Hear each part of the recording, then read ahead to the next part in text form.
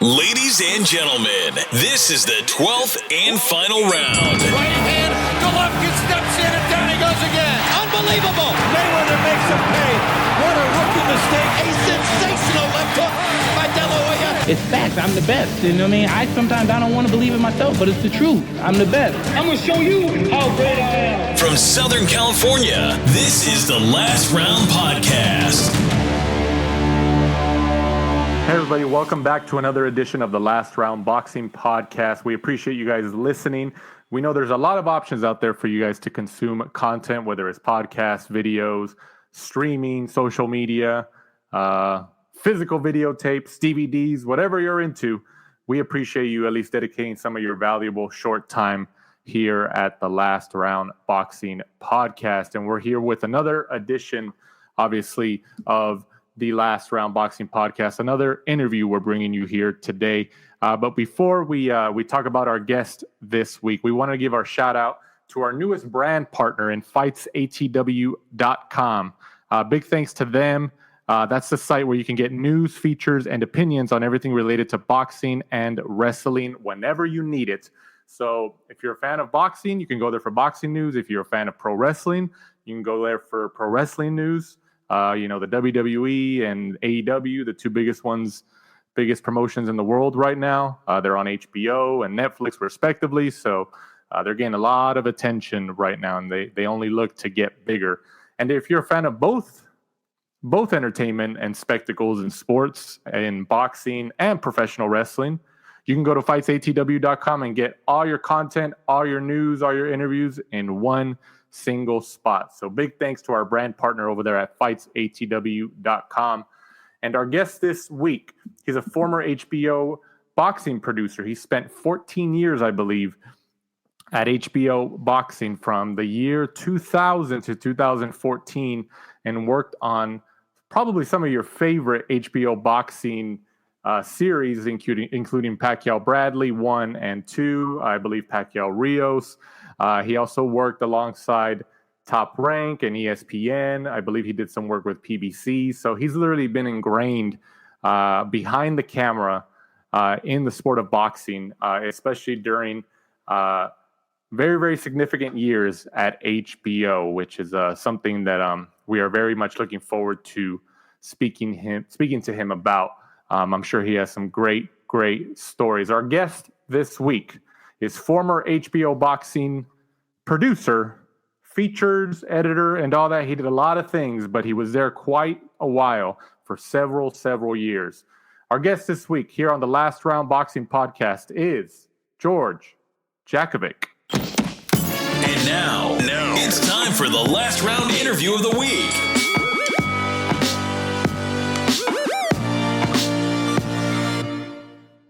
George Jakovic joins us here on the Last Round. Thank you for joining us, George. Man, the pleasure is mine, Danny. I'm looking forward to this. I appreciate that. So, obviously, as I mentioned at the top, you were with HBO Boxing for about 14, 15 years, so that's a very significant amount of time. I know you worked on a lot of the HBO Boxing series of the 24/7 series. But what I wanted to start just a little bit before that is how you got into this job, how you got into those jobs in terms of working behind the camera and TV and all that. Were you always interested in that, or did you just kind of fall into it?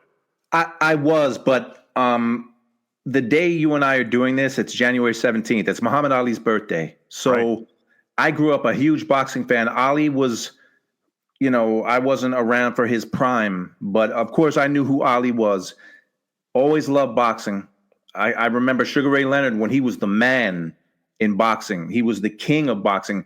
And I literally wanted to be Sugar Ray Leonard. But with Muhammad Ali, when I was in 8th grade, I was in honors English, and we had to do oral book reports in front of the class. So whatever you did your book report on, you had to do it from that person's perspective. Say you were that person. So me, of course, I said I was Muhammad Ali. So I had a robe on, I had gloves on, and I said I recited the whole Ali story up to that point. So I've always loved the sport. I ended up going to college for communications, radio, television, film, and I eventually put it all together. And it's funny because when I graduated, I ran track in college as well. When I graduated college, I ended up coaching back at my old high school. So I kind of got out of TV. I never really gave myself a chance to get into it. But I started at some point sending out resumes, and I literally would watch the HBO Boxing telecasts, and I would watch the credits, and I'd, ping off people like, all right, I'm going to send a resume to him, her, him. And I just did that for a few years, and they were literally my first job in the business. I got a call. It was back when you had answer machines. Yeah. And somebody from HBO called, said, who he was. It was Dave Harmon, who was a big time. He was an executive producer there. And he said, we got your resume. We have an opening. We'd like to talk to you. And it was a short-term gig for 3 months. My job was logging fights. And all that means is in an edit, like if you see a story on, say, George Foreman, they want to have all the knockout footage. My job was to watch fights and log them, say where the good punches were, where the good calls were. And I was like, wait, you're going to pay me to watch fights? So I did that. I did that for 3 months. It was a short-term job, and it ended. And I said, look, I want to be here. And of course, there was no, they said right now we're staffed up. But they gave me that line, like, when we have an opening, we'll give you a call. So I'm thinking, oh man, well, look, at least I had this experience.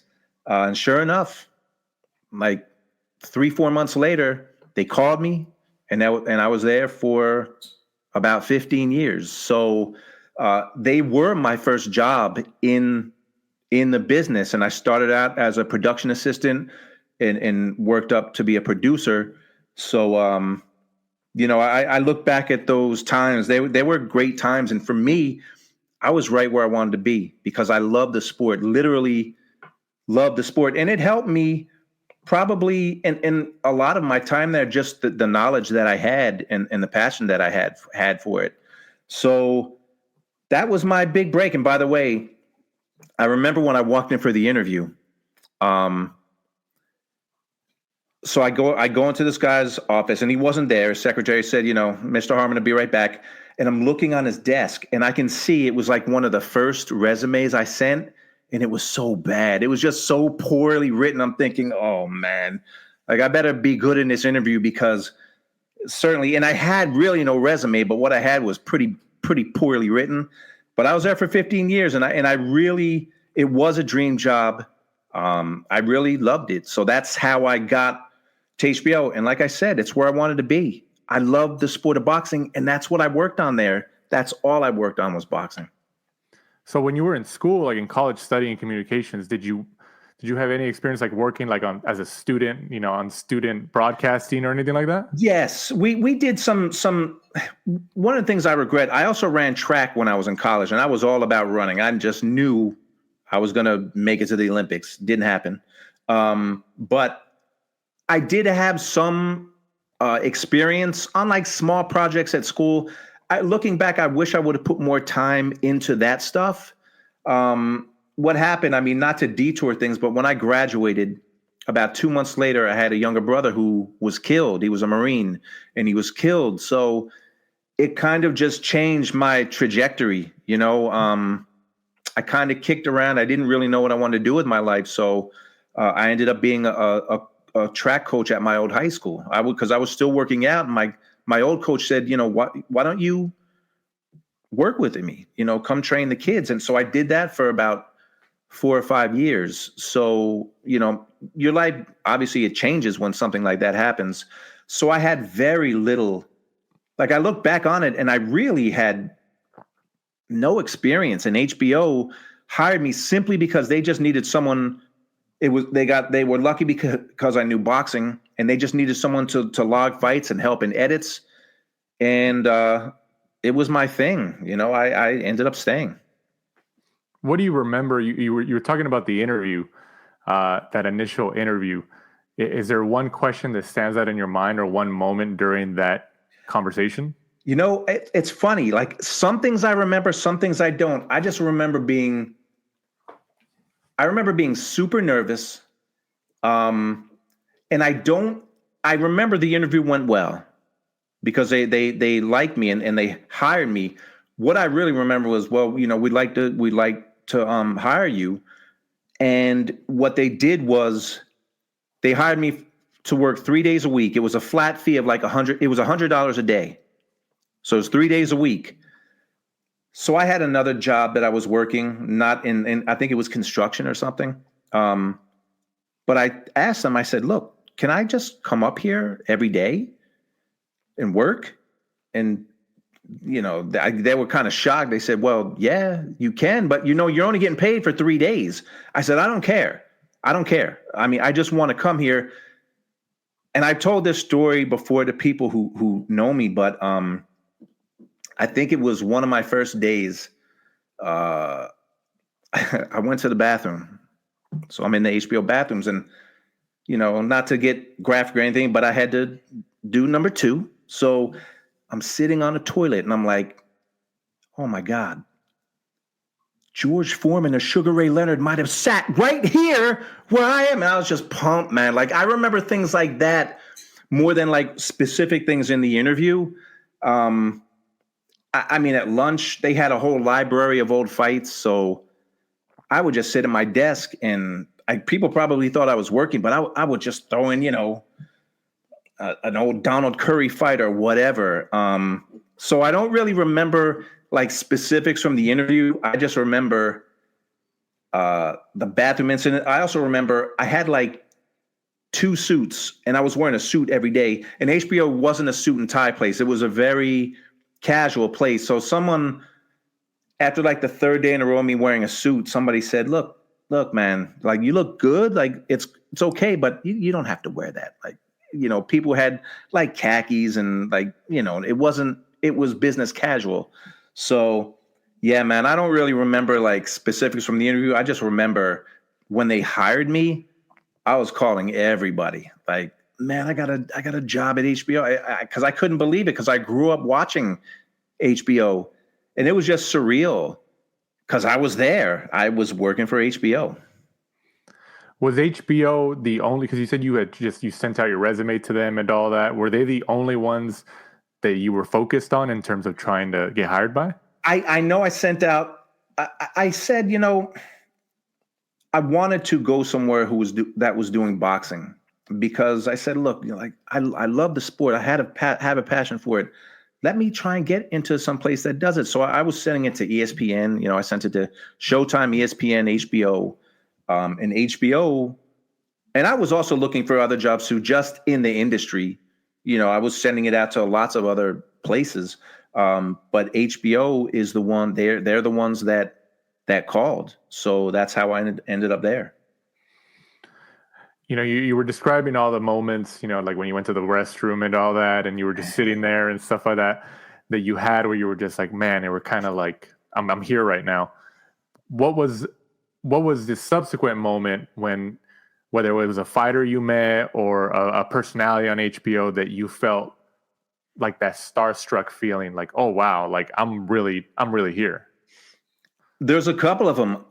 When I started, Jim Lampley, Larry Merchant, and George Foreman, they were calling the fights. So when I met Jim, because I remember when Jim Lampley called fights on, he did the Olympics. He used to, his first fight, or one of the first fights was a Tyson fight on ABC. So I would just always get like, I wouldn't know what to say around him. And I would say, holy shit, like it's Jim Lampley and Harold Letterman. I don't know if people may or may not remember Harold Letterman. Harold used to be the unofficial. He was a fight judge for a long time, a real judge. And he was the unofficial fight judge for HBO. When I met Harold, I was like, oh my, it was just, all of it was just surreal. Shaking George Foreman's hand. But Harold and I had a really, he was a good guy, man. He was and he liked me, and Harold could talk. Like Harold could talk. I was a PA. I was working a fight, and one of my jobs was when I would work the live fights, I had to have like packets of research for the talent. I would take it to their rooms. And Harold called me one day by an elevator, and I was talking to him for like an hour and a half. And finally I said, Harold, I'm sorry, man. I have to go. I have to, deliver this stuff. But it was all those moments were surreal. There's a woman who she does stuff for DAZN. Her name is Tammy Cotel. She was the backstage manager at HBO, but she would always be in the shots. She would always be the one talking to the fighters. You'd see her by Buffer or whoever was announcing. Meeting her was like unreal. Just being there, traveling for fights. But Lampley was one of the first that it was just I was like starstruck. And then eventually I got to meet fighters and shoot with fighters. And even now when I meet fighters and shoot with them, I still feel the same way. It's exciting. It's exciting. I think I told you this. I just shot something with Chris Arreola in Riverside. And I had never met him, but I had met his trainer, and I still get that excitement to tell somebody's story. But there's just, almost every moment for the first like year or two, everything was new, and meeting people, it was all new, and having meetings with these Ross Greenberg, who used to run HBO. It was just all like, it was all surreal, because that's exactly where I wanted to be. And not a lot of people get to end up doing what they want to do and being where they want to be. And I did. So I'm very lucky to have had that happen. What was your first on-location shoot that they sent you to? I think this might not have been the first, but the one that I remember the most, again, I was a PA, so production assistants would help out the producers on shoots, like you probably know. So one of the producers was doing a shoot in the Poconos, was doing a feature on Emmanuel Steward, because at the time he was training Lennox Lewis and Prince Nassim Hamed at the same time. They both had fights coming up, and he trained them. So it was a one-day thing at the Poconos, and we get there early in the morning, and Hamed had he started to get a reputation as someone who wouldn't show up, and he would be kind of an ass to people. He was totally cool with us. Like, we get there, and I see this guy, and he's a little dude who will knock you out, but he's a short guy.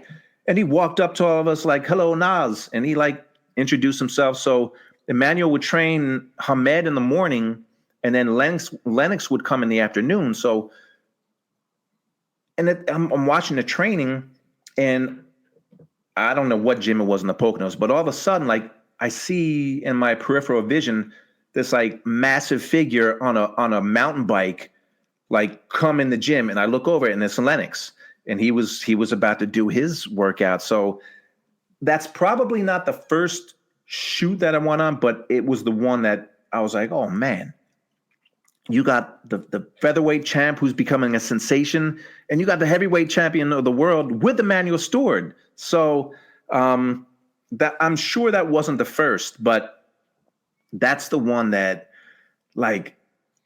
really sticks out. And I did whatever the producer asked me to do that day, and I was happy doing it. Like, hey, go out and get some waters. Sure, I'll get waters. But the cool thing about HBO was that the producers that you work with, they taught you things, and they let you see how the whole process went. But that was a cool day, man. Hamed and Lewis and Emmanuel Steward. So yeah, that was the one that really sticks out.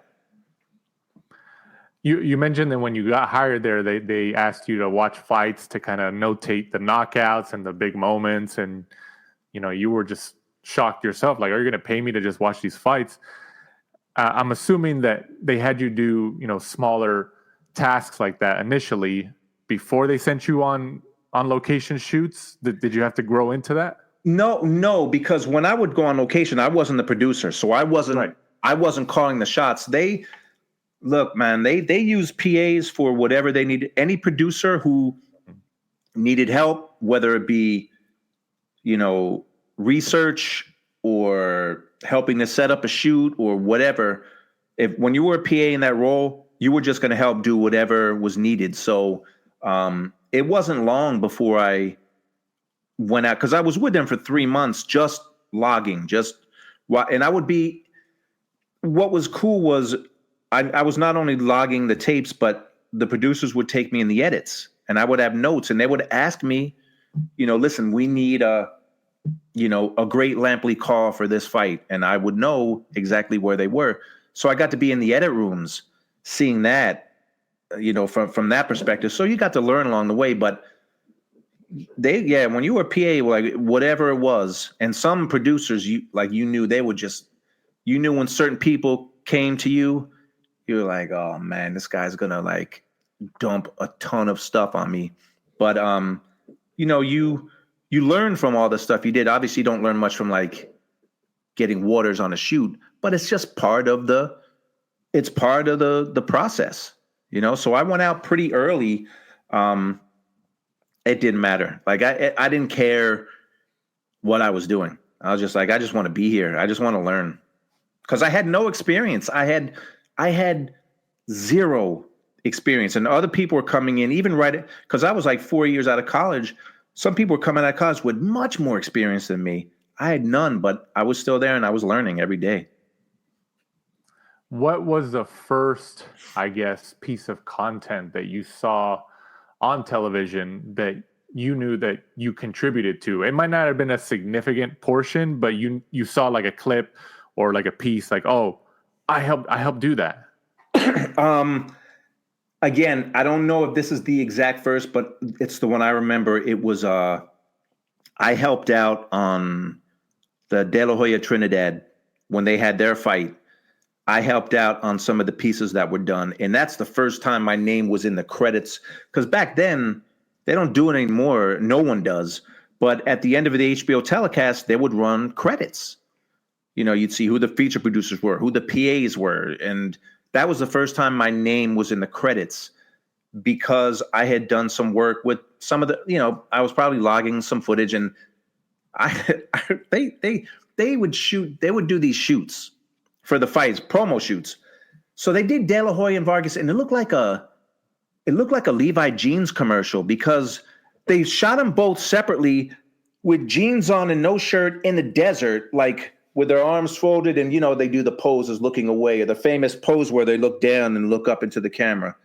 But that was one of the first things that I helped on, where my name was in the credits. And I remember, so I'm watching it with a bunch of people, and the person doing graphics for the fight live said, your name's going to be in the credits on this one. So I had a bunch of people, all my boys, and we're like, yo, my name's going to be in the credits. So I'm watching. The credits are coming, and it said production assistant George Jarvik. Completely botched my name, man. And they're like, I'm like, they were all laughing at me, but it didn't. It mattered for like a second. But the guy afterwards, he knew he misspelled my name, so it didn't happen again. But that's the first time I remember that I had something to do with what went on air.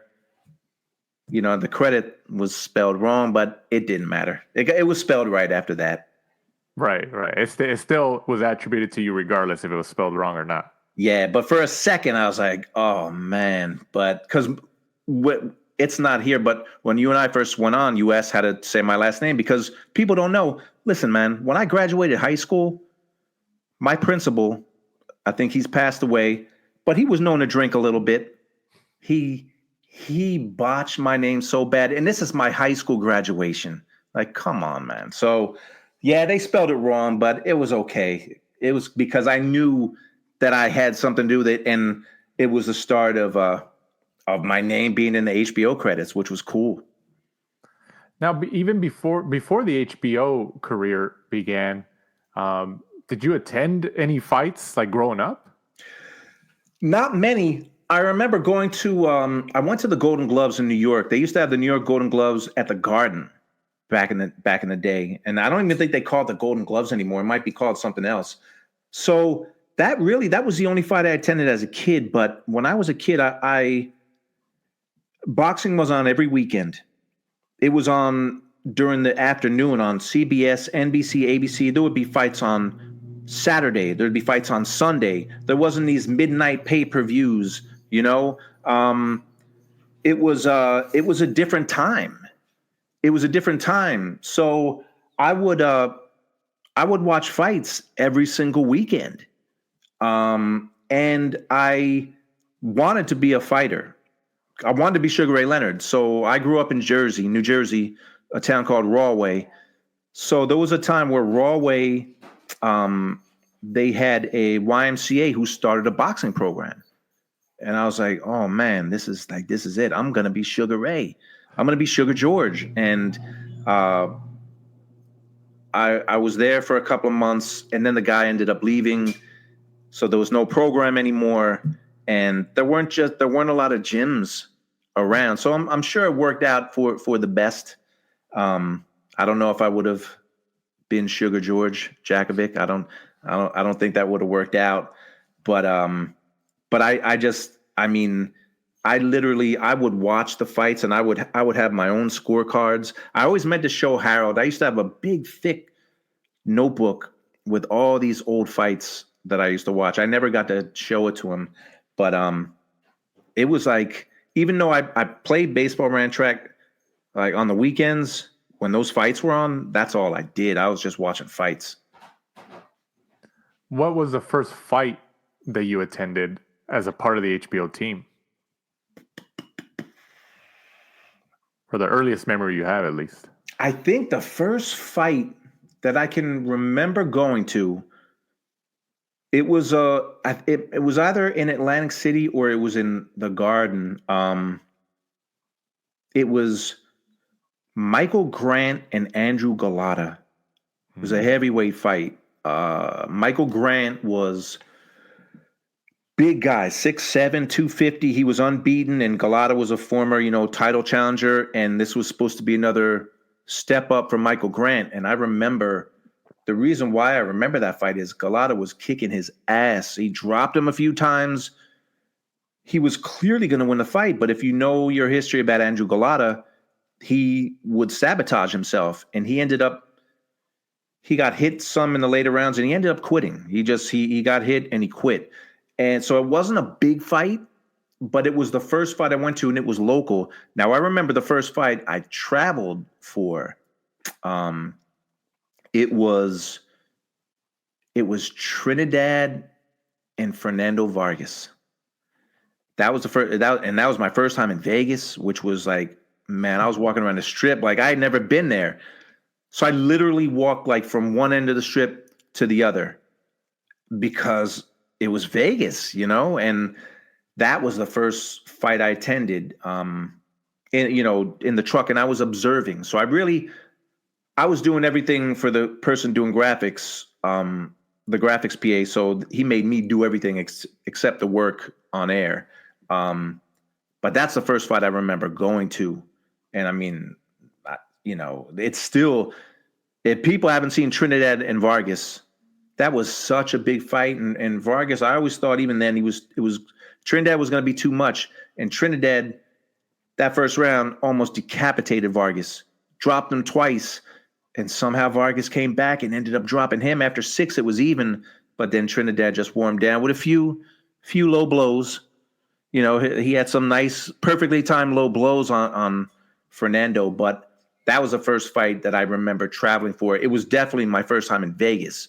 So I was going to remember whatever fight I was in for Vegas, and that was the one. Out of all the fighters that you met, at least during your time there, even now, I guess, but who was? Because you mentioned how Nas had like a reputation, but then you said he was the nicest guy. Who was the nicest fighter that you ever met that you were just like, man, like if I didn't know this guy, I wouldn't even think he was a fighter because he just seems so pleasant. You know what? It's funny. I was on a shoot the other day and somebody asked me, like, actually it was Henry Ramirez, who's Chris Ariola's former trainer. Right. He's like, did you ever meet any fighters? He asked me the opposite question. He said, "Did you ever meet any guys that were real jerks?" And to be honest, I was getting to that. but I really haven't. And nice guys, some were nicer than others. But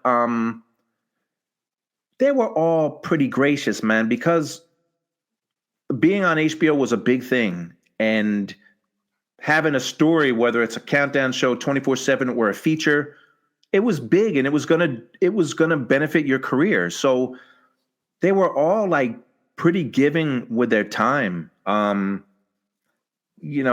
think a guy that I'm friends with today is Tim Bradley, because he was, and I know we're going to talk about 24/7, but he was the first fighter that I was a producer for when I actually got to produce 24/7. I did the first Pacquiao Bradley fight. And the way HBO did it was they would have two producers, one for each side. So my buddy was doing the Pacquiao side and I was doing the Tim Bradley side. So, I got to be out there and spend time with Tim and his family, and I got to know them. And I'm still in touch with Tim today. Tim's a great guy. I saw how he was and is as a father. So you get these insights into these people when you do longer shoots like that. You get to really see how they are. So Tim is probably the guy that I've grown closest to. I remember the first time I interviewed Bernard Hopkins. He was the first feature. We used to do features too that would air during the fights. Hopkins might have been fighting Howard Eastman or something. It was when he was still middleweight champ.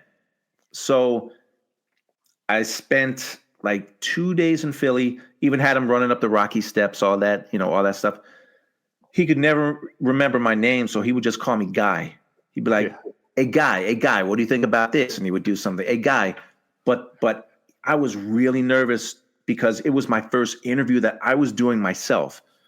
So, I had all my questions, but I got introduced to Bernard Hopkins, the talker, and you ask him one question and you're not saying anything else for like 10, 12 minutes. And it could be like, hey, Bernard, how was your day? And he's going on 15 minutes later. So it was supposed to be. I've been there. I've been in front of him. Well, it was supposed to be like a 30-minute interview. It took over 2 hours, but it started to wear off the nervousness. And I was like, oh shit, this can't go on like this. So I would look at him, and when he would pause, I would jump in. I would have to jump in with another question. But I didn't have any experience. So when you interview people, like you've done this for a while, you're listening and you're playing off things I said. In the beginning, I would be so nervous, man. Even though I knew the sport, I was like, I need these certain things for the piece. I remember I was interviewing Dan Rafael once, the journalist. And again, it was maybe my second interview, third. And I wasn't listening to what he was saying.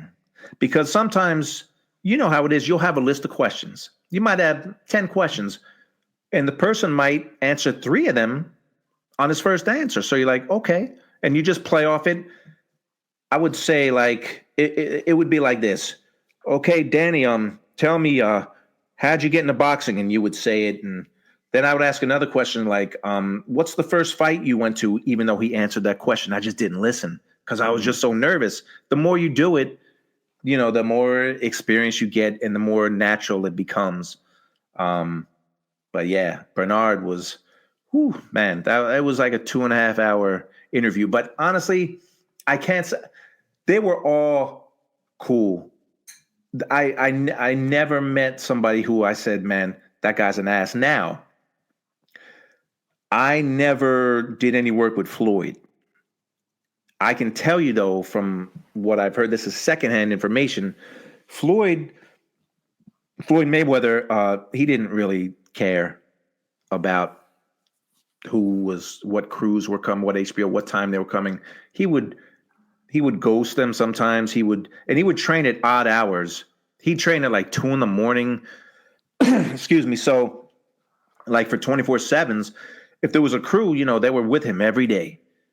So they had to like deal with his crazy time. And sometimes his person would say, all right, just pull up at the house at about 11. He's going to probably train about 1, and then you can do it. And so people would be crew. There's a whole crew would be there for like 2 hours and then get a phone call. Floyd said he's not going to work out today and things like that. So he didn't care. I heard a lot of people talked about. So I never worked with him, so I never had that experience. I never had that experience with anybody who wasn't gracious with their time, man. I wish I had some like, oh well, this guy. Now, if I was with Floyd more, maybe I would have some more stories like that. But everybody was cool, man, because it was a good thing for them. This was something that was going to benefit them, especially if they had a pay-per-view, because the more pay-per-views you buy, the more money you make. So, I don't really have like the salacious, like scandalous stories. I wish I did, because, those are fun to hear. But there's other people who have some, again, a lot of them with Floyd. But the only Mayweather, there's two Mayweathers I interviewed. Floyd Sr., I interviewed him once, and Roger. Rest in peace, man. Roger Mayweather was a cool dude. And I might be veering off a little bit, but the second 24/7, I wasn't a producer, but I was an AP, associate producer. So I'm in Vegas, and it's the night before the fight, and we would have producers in New York and producers in the field producers.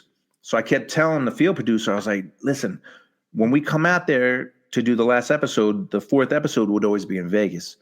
I said, man, set up a dinner with Roger. I want to meet him. Like, please set something up. I got to meet Roger. So he sets up a dinner, and it was Miguel Diaz and Roger. And I think Roger had a couple other people with him, and it was me and like two other people on the HBO side. We met at this steakhouse in the old part of Vegas. And man, this field producer, Roger Mayweather, always thought nobody knew anything about boxing. He was famous for saying, you don't know shit about boxing. Yeah. So I just want to hang out, like just chop it up, have dinner. So this guy, my buddy, the field producer, I'm sitting across from Roger. My friend sitting next to me. He was like, yo, Raj, this guy, George, man, he knows more about boxing than anyone you've ever met. And I'm like, oh, shit, why'd you do? So Roger looks at me, and he's like, you think you know boxing? I said, yeah. So this dude literally like gave me a test. He's asking me all these questions, and I got them all right. And the last one that he asked was, he said, the 1964 Olympics. Yeah, that's where Joe Frazier won the heavyweight Olympic gold. He said, but who was supposed to be on that team? And to me, it was easy. I was like, Buster Mathis Sr. Buster Mathis Sr. beat him in the trials, but then he broke his hand or something. So I remember, man, this is one of my proudest moments at HBO.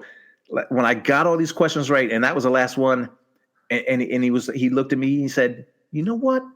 You do know boxing. And we had a great meal. Like, it was so much fun.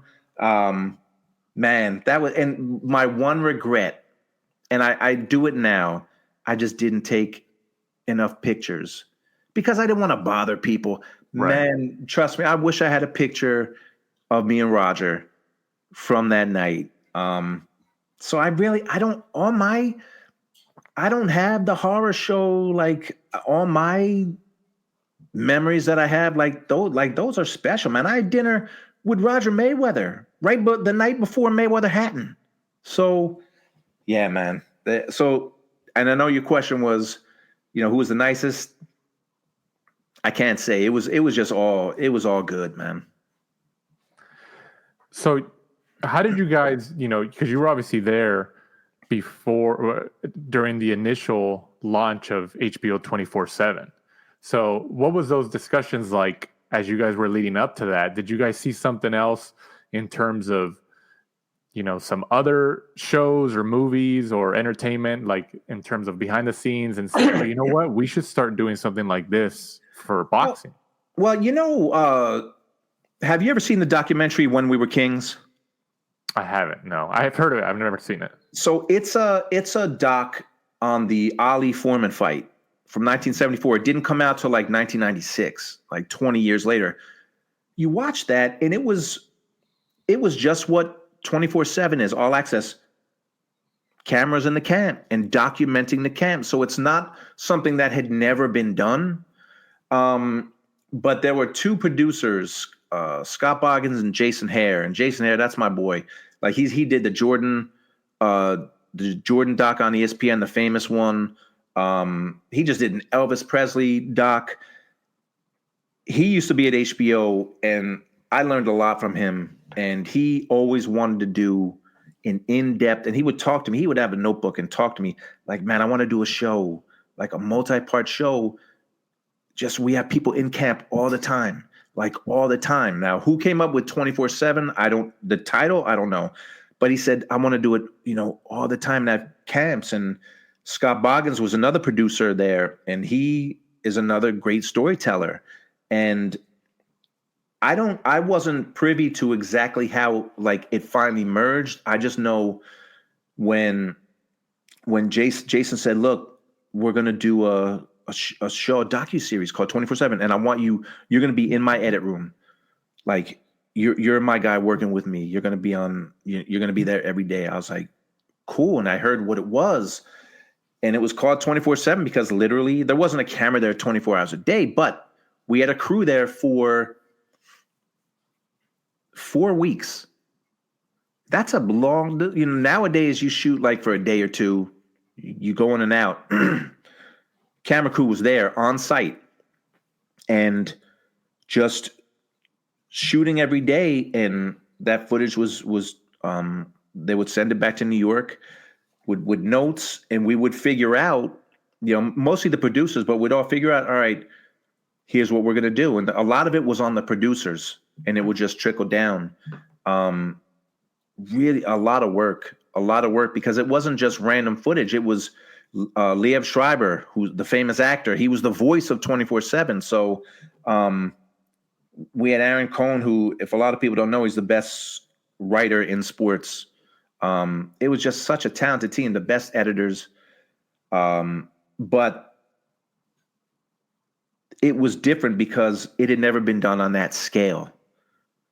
The first few 24/7s were 4-part episodes, 30 minutes, 4 episodes. We would do the first 3 in the camps, and then that 4th episode, wherever the fight was, usually in Vegas, they would bring the whole team out. We would edit, like, a lot of Mayweather's fights were at the MGM, so we would be in trailers.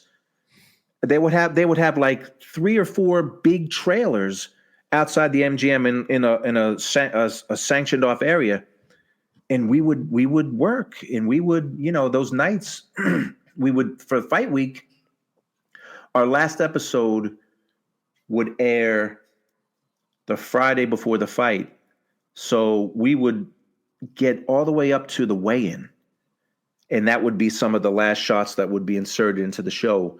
And it would go, and those, and the show would air that night. The fight would be on Saturday.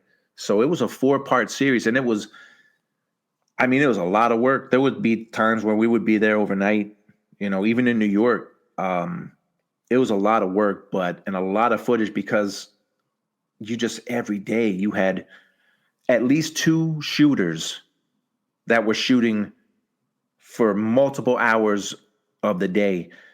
And my job was to go through all that footage. So I would log footage when I first was hired at HBO. This was on a different scale, was all coming in. It had to be done quick because you had to be ready for that show that week. But the first few were 4 episodes. Then it got pared down to 2.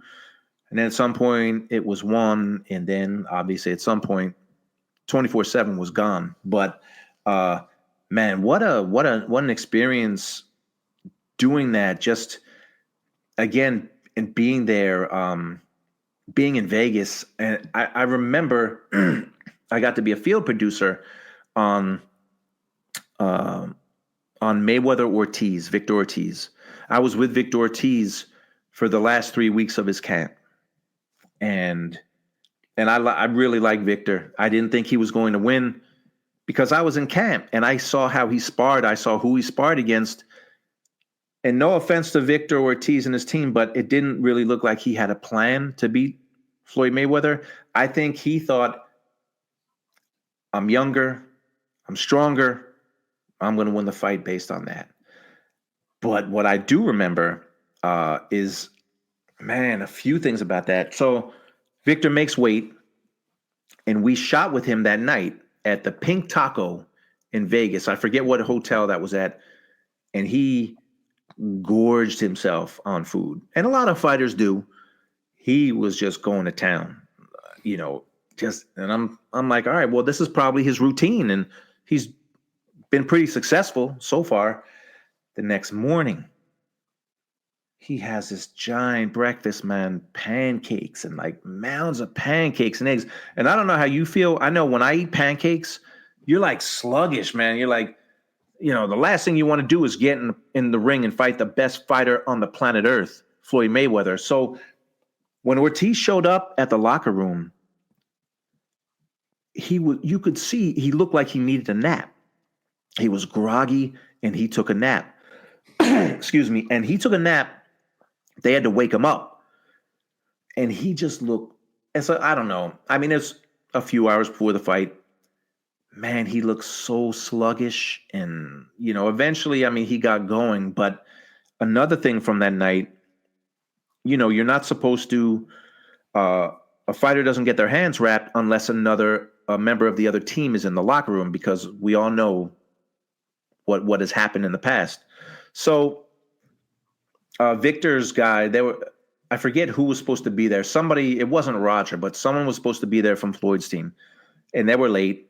So finally, his trainer's like, screw this, man. We're gonna put your gloves on now. We're gonna wrap your hands now. And I'm on a headset with the truck. So I'm letting them know what's going on. So I said, hey, look, get a camera in here, because they're starting to wrap Victor's hands and nobody from Floyd's team is here. So we got a camera in, and, he's getting his hands wrapped, and Leonard Ellerby, who is Floyd's guy, walks in and he's like, no. Take the wraps off. Take it off. And, Victor's trainer, Haas, was saying, you were supposed to be here. He said, look, I don't care. I don't care if we're late. The commission should have never let them do that, but they did. So Leonard was like, look, this ain't my first rodeo. Take the wraps off. So they were pissed, but they had to take them off. So I remember that. And then I remember being ringside for that fight. And that fight, of course, ended with the shot that Floyd, Victor headbutted Floyd. And then he kept saying, I'm sorry. And finally Floyd, he went to go touch gloves and Floyd hit him. That's Victor's fault. People were mad, but that's Victor's fault. But before that, let me tell you, I was ringside. Floyd was, from the first round on, was nailing him with lead right hands. And you could hear the thud. It's not like a Rocky movie. You know that. It doesn't make the big, it's just like this thud sound, this sharp.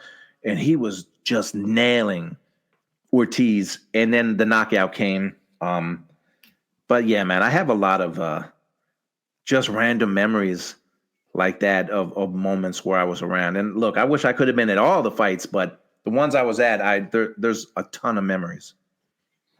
You talked about the gentleman who had the idea of 24/7. He would bring a notebook next to you and you guys would talk about it.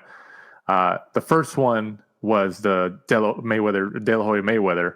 But how long before that was that gentleman talking about that idea before it came to fruition at that time? I remember at least,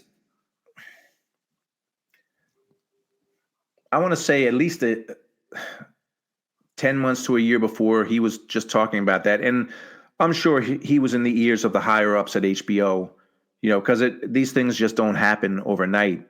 A lot of planning goes into it, and a lot of planning went into that. I mean, they spent a ton of money to do that show, but it worked because, look, Floyd Mayweather was going to be a star regardless, but 24/7 really helped him, and he helped 24/7. He became 24/7. There's good and bad. We did so many Floyd Mayweather 24/7s that at a certain point you run out of stories. Like, how many times is it going to be funny to see Floyd with a stack of money pretending that it's a phone or going to buy a car? It wears off a little bit. like with Pacquiao, it would wear off a little bit.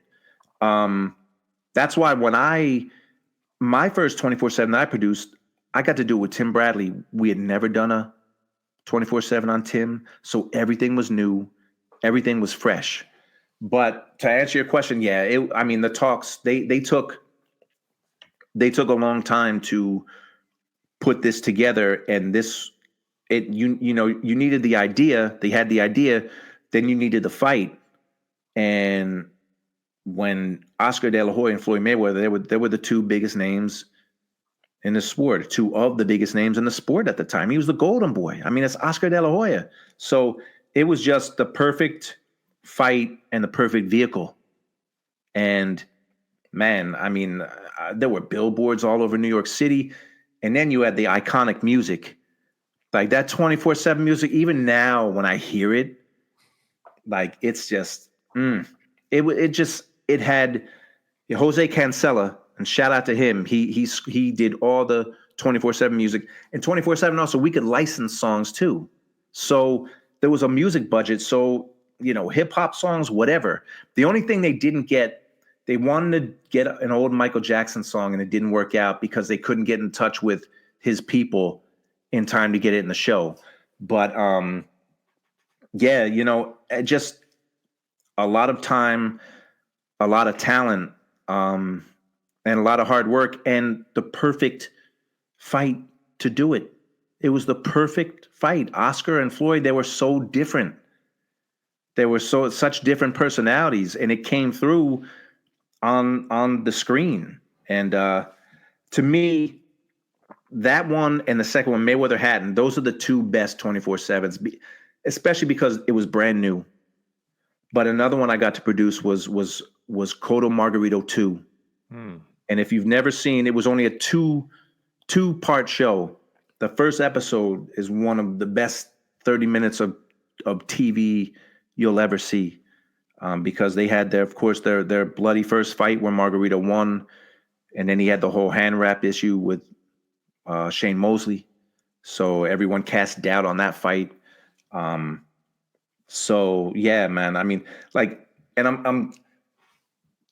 I'm getting off track a little because now I'm thinking about Margarito and Cotto. I did the countdown show before 24/7. We would do countdown shows. I did the countdown show, me and another producer, for the Margarito Cotto fight. That first fight, I was in Cotto's camp, and that's the last time Miguel Cotto was undefeated, because we all know what happened in that fight, and I believe that Margarito cheated in that fight. I don't think he first tried to cheat with Mosley, but man, a lot of good memories, and yeah. But I know I start thinking about these things when you ask the questions. But look, 24/7 was just, it was an amazing show, and it had never been done. It never been done like that. A 4-part show that was just so well done. And let me tell you, it was the best shooters, the best producers, the best writer. Liev Schreiber, the best voice you could have for a show, the best songwriter for a show. It was just, it was amazing, man. And it was hard work, but it was a lot of fun to be, and I'm very proud to be a part of something like that.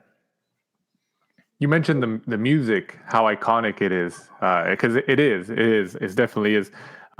Do you remember any other ones? Obviously I don't expect you to like hum them or anything like that, but I'm sure there was different options that were presented, like, okay, can we use this? Oh, this doesn't really fit. Like, do you remember just seeing different options or hearing different ones? I don't know who picked that one cut, and I would hum it, but it probably sound terrible. But it was the iconic, oh man, dun dun dun dun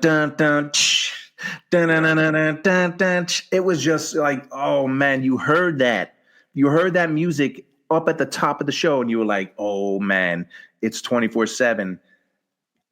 Look, it was just the perfect piece of music, man. And I have the cut of music, and And when I play it, I get pumped, man. I'm ready. You're ready for something. When HBO did something, it was going to be done well. You know, I'm a Yankee fan. When the Yankees do things like retirement ceremonies and things like that, they do it well. HBO did things well. Nothing was done half-assed. Nothing. I'm talking about from the graphics you see on the screen during a live fight, to the features you saw, to the music you hear, to the quality of fights. And that's missing today. I can tell you, I've done a lot of work with a lot of different companies, and the attention to detail and the production value is not what it was. Now it's cheaper.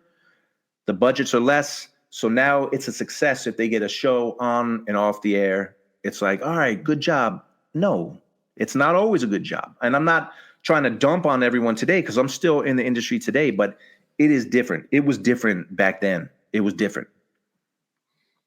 What do you remember about the De La Hoya Mayweather initial 24/7? Is there anything from those shoots or anything that pops into your mind?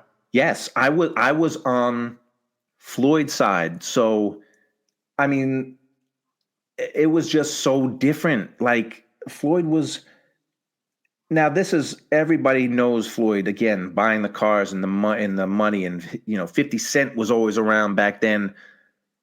It was like a nonstop party with him, but it was also him. It was also like a little bit of a ruse, man, like, because he trained his ass off. You know, in addition, yeah, he would go buy a Lamborghini. Who saw a fighter like literally buying like 2 Lamborghinis? Like, yeah, give me 2, and paying cash, like having duffel bags of cash and paying cash for them. And then after training, he like go to Popeyes or McDonald's, and he's getting Cokes. Like, everything was different. He's roller skating around his house, you know, things you never saw. And I got to see all that footage, and I got to see a lot. You know, there were things that we didn't even put in. Nothing really crazy, because he knew when the cameras were around. But on top of all that, Floyd also trained his ass off. Like, he was not in phenomenal shape. Never. So, like, it was fun. Like, a lot of boxing footage, a lot of it's the same, man. Guys out running, okay. Then the guy's in the gym, okay. Guy's sparring, okay. Then the guy's home, he's eating dinner, okay. Floyd was he did just everything different. He's playing video games till 5 a.m, and then he goes to train, and we got to document all that. So it was actually fun, like, having to go through his footage. There was nothing plain or ordinary about any of that Floyd Mayweather footage that came in. Now, I briefly worked on Pacquiao, De La Hoya Pacquiao, because there was a 24/7. I briefly worked on that, because then I got switched on something else. I remember Oscar was literally out of his mind. And now we know, when he's admitted, he was still drinking and still using drugs. He had no business being in the ring with Manny Pacquiao. No business. I was telling the producer, and I was like, you gotta, like, it was just, the footage was bizarre, man. And it was just like he was in a hot tub, and he would like go under the water. Then he would bring his head back up, and he would say, oh, yes, we're going to make America a great place. And he would go back down underwater. Then would come up, and he would say something else bizarre. And I remember saying, you got to use this stuff, because he's out of his mind. And they didn't, because they, you know, I think they didn't want to, and I get it. They didn't want to piss his camp off, because then they could shut down access. But you could tell something was off with Oscar. And look, and I don't make, drugs and alcohol are no joke, but you could tell. Nevertheless, real quick, I want to tell you, if you need to make a boxing bet, I'm the guy to see. Yeah. Because I wasn't in Vegas for that fight, but I said, look, man, I don't care how crazy Oscar is. he's going to beat the hell out of Manny Pacquiao. Oscar's a big dude, man. He's fought at 154, 160. He's going to smoke Pacquiao. So I gave my boy $100. I was like, yo, put this on Oscar. So he put the bet down for me. And then he calls me. He was like, yo, they just had the weigh-in. And Oscar was like, he was like 143 or some low weight. And he said, Oscar was like real light, man. He doesn't look good. And I'm thinking, that's okay. That just means he trained hard and he's going to be in shape. And then I don't know if you saw that fight. Yeah. I mean, Oscar De La Hoya got the holy bejesus beat out of him that night. So, yeah, I'm making a joke. I put money on Oscar, and like I don't know who to bet on. I thought Oscar was going to be bigger, even though I had seen. That's why I'm not the guy to listen to for bets. I had seen the footage of him acting out of his mind. But yeah, man, that Mayweather, that first show just man, it was a lot of fun. And I mean, we were working on that minimum 6 days a week, sometimes 7 days a week. So it was a big commitment.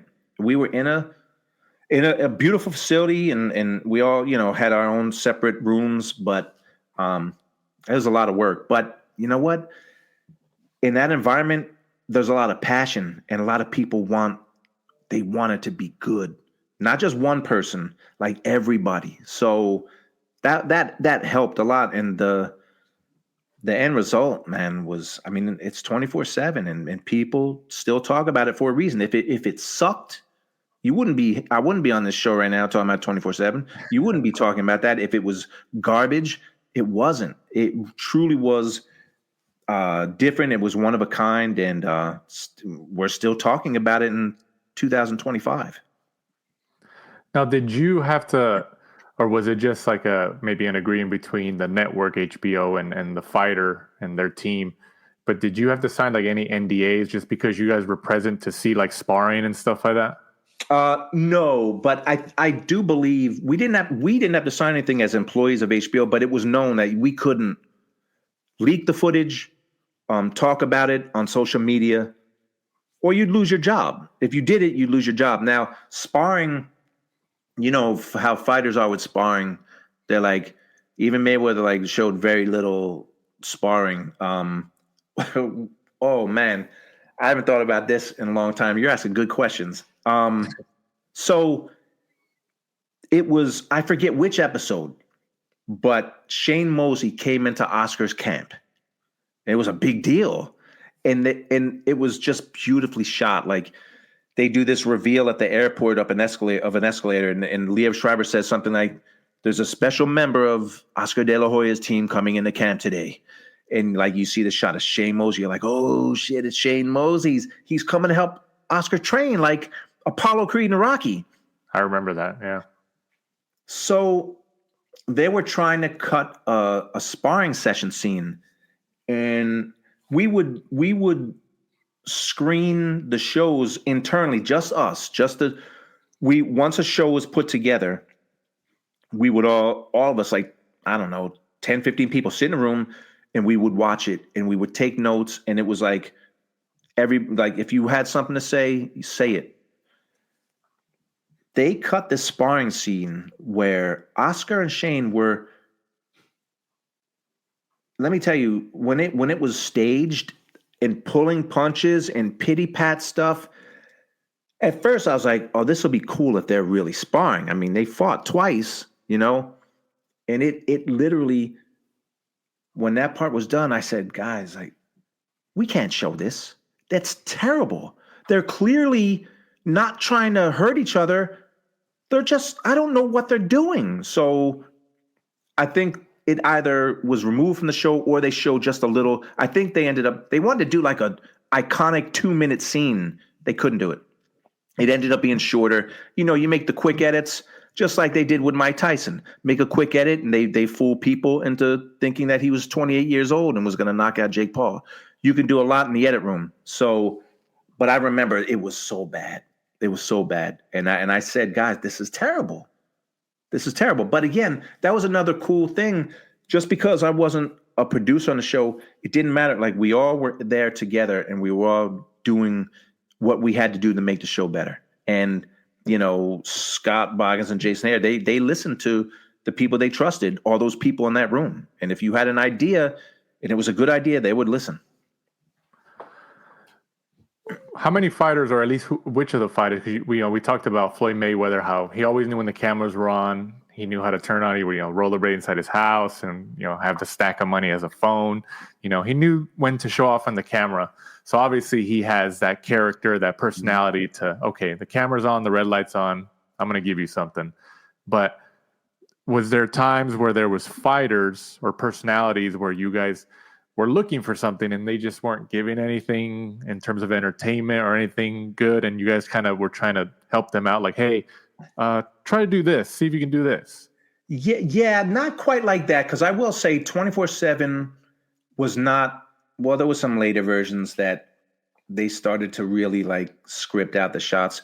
It was really natural stuff. We would do things like, if a fighter walked into a gym, we would shoot the entrance. If we needed him to do it again, we'd have him do it again. But nothing was really staged. But Manny Pacquiao, and I've shot in the Philippines with Manny.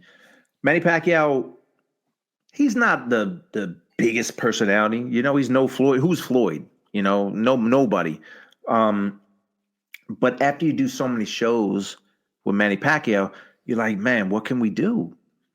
Like, so we would definitely, we would find out ahead of time what he's going to do, and we'd make something of it. Like, we would make scenes out of him giving out money to people in the Philippines.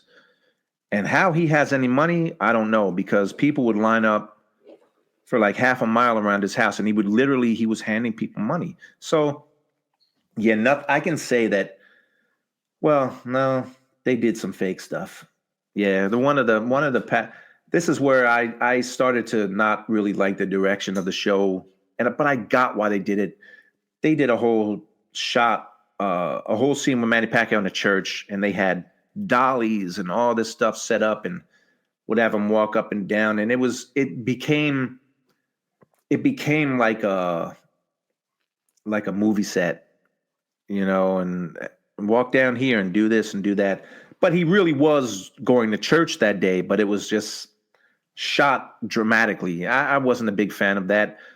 But at some point you had to, because you had to know what was happening. I mean, with Victor Ortiz, Rolando Arellano was his manager, and I was really tight with him back then because I had to know everything he was doing. And I found out he was going to go on a fishing boat. I said, when are you guys going to go? He said, well, probably like a week from now. I said, okay, I had to get the information because we set it up and we were on that fishing boat with him, the whole crew. Was that in Oxnard out here in Southern California? Yeah, he was in Oxnard.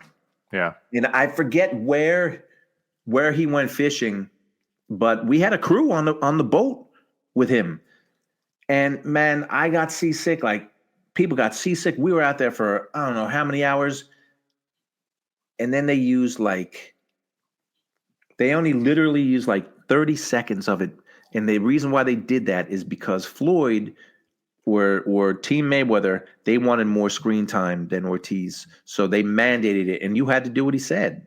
You had to. So I was pissed because, I mean, we had a guy with a camera with scuba gear, like shooting stuff, and because HBO did things all the way, and they really went in. But you had to. It wasn't just saying, "All right, we got a camera. Like, what's going on today?" We had to. It was our job to know what they were doing, and then you could make a story of it. Something as simple as, honestly, like having a dinner. If you have the right people there, suddenly it becomes a fun scene, and there's like, laughing and jokes, and it becomes entertaining. But we have to know what they're doing. So it was a lot of work just to know their schedules and what they could do. But we didn't make them do things like say, hey, go to a sushi spot. All right, we got this spot and we're going to shoot you there. It wasn't like that. but we knew what they were doing well in advance. Now with Floyd though, it wasn't always like that. Floyd just like you need permission when you shoot places. You can't just show up with a camera at a beautiful restaurant. You walk in, they're gonna kick you out. But with Floyd, like it was like you just roll with him. If he's going to buy cars, somehow we didn't need permission. You just did whatever he was going to. He was like the wild card, but it was always entertaining. But even then, like I said, it got a little, it was like the same stuff. It was still funny, but the fifth time you saw it, it wasn't like the first time you saw it. And then we would get into more stuff with like him and Roger or him and his kids, more intimate things. But it was a lot of work to find out what they were doing. So we would have like a semblance of a script before we shot. We would know certain things that we're going to do. Or if the first segment was going to be, going over Floyd's career up to the De La Hoya fight, that's easy. That's easy. So we always had potential scripts that always changed based on what they did. I mean, one of the 24/7s I worked on was Pacquiao and Brandon Rios. And it was in Macau. And I was in New York. But there was a strength and conditioning coach that used to be with Freddie. And I forget the guy's name because I didn't know I was going to talk about this. But he was with Brandon Rios. And he was he was not a good guy. And he was disparaging Freddie's Parkinson's. And Manny didn't like it. And the camps ended up coming together because they would train at the same places. And there was a fight, man. A fight broke out. There's video of that, I think. Yeah, there's video of it. And we ended the show with that. And the guy, I think he kicked Freddie in the chest or something. And I can't remember his name. Ariza. Yes. Yeah. And I forgot his first name, but his last name is Ariza. Yes. And we didn't know that was going to happen. Like, we were like, oh my God, when they told us, and this is in Macau, so it took longer. They wouldn't, they would send the footage to us via the internet, but it still took a while, and there was the time difference. So we had a different ending for that show, but it completely changed when that happened. So, we always had an idea of a script, but you just had to roll. And we had people who were good enough at their job that no matter what happened, if there was whatever happened, we were going to make it a part of the show. Just because we had a script, no. If something like that happens that you don't know, so you always had to be ready for something like that. But that was part of the beauty of the show. It literally was whatever was happening in those camps. That's what we shot, and that's what was on screen. So you touched on that incident with Freddie Roach and Ariza and was it Alex Ariza? I think it was Alex Ariza. I think you're right. I remember the last name was Ariza. I might have been. I think you're right. I think it is Alex Ariza. And you mentioned obviously I've seen the video. I'm sure a lot of boxing fans and a lot of our listeners have seen it as well. But were you guys ever in a situation, whether you were there with the team or not, on location or not, where something like that happened and you guys were like filming and maybe you guys thought, oh, you know what, this is kind of getting kind of dangerous. Like, should we keep filming or what do we do? Like, what was the protocol? The protocol was just to keep the cameras running until, like, if your life was in danger, obviously you would stop. Right. But man, I don't remember. I believe this was a 24/7, and I don't remember which one. But there's this iconic scene of Floyd and Floyd Sr. getting into a fight. Not a fist fight. It almost turned into that, but this brutal fight, just verbal fight. And I don't remember what show that was for, but you just kept those cameras running. Again, if your life was in danger, if someone pulls a gun out, you're not going to keep shooting. But that was all of our jobs. Like, we're there to shoot, and we're going to shoot whatever happens. We're there to shoot it until, obviously there would be times where they would say, don't shoot this, like, especially with sparring. They'd say, no, you can't shoot the sparring, or you can only shoot the first and the third rounds of sparring. And we would always listen to the camps. If the camps didn't want something shot, we wouldn't shoot it. If the camps would say, listen, you guys shot, like, I forget what fighter it was, but one fighter was icing their shoulder. Actually, this is not even a 24/7. This was Danny Garcia before he fought Errol Spence. I was with him on a different show. And he was icing his shoulder in the locker room, and his father said, hey, can you not show that? Because I don't want them to know that, like, his shoulder's bothering him. And yes, and we were like that with 24/7. If they didn't want something in, because it was a partnership, like, they have to trust us. We weren't there to make anybody look bad. We weren't there to expose anything. But if things happened, we would show it. Alex Ariza in Brandon Rios' camp, he was mocking Freddie's Parkinson's, and he kicked or punched Freddie. I forget which one. He did that. We weren't trying to make him look bad. He made himself look bad. So the cameras were there to shoot everything. So no, I never remember anyone being in danger, but I just remember there were times where we couldn't use certain things because they didn't want us to. And you had to comply, because if you start doing that, they're simply going to say, you can't shoot today, or they're going to cut down the amount of time you have to shoot. So, they had to have some trust in us. And for the most part, they did. You touched on the Ortiz Mayweather event and how you guys were out fishing with him and getting all that footage, and then none of it made it into the show, or if it did, very limited amounts, even though you guys were out there for hours getting seasick and all that. Besides that one, was there any other one that kind of sticks out on your mind, that something you guys shot that didn't make it into the show for some reason or another? I mean, look, for the amount of hours that we would shoot, you're talking about a 30-minute show of stuff happening over a week. So just there's tons of stuff that wouldn't get in, but most of the things like that, most of that stuff got in, you got to show a side of the fighters outside of the ring. And again, Tim Bradley, when he fought Manny Pacquiao, he and his wife had 3 children. Was it 3 or 4? I think it was 3. Maybe the 4th was on the way. She had 2 that she brought into the marriage, and they had 1 together. But Tim was as much of a father to her 2 first kids as the natural father was, and he always respected their father. Said he was never there to take their place, but I got to see him coaching his older son, which was not his biological son. We're at football practice, and after training, he would go help with the coaching as he's training for the biggest fight of his career, because he was training at home.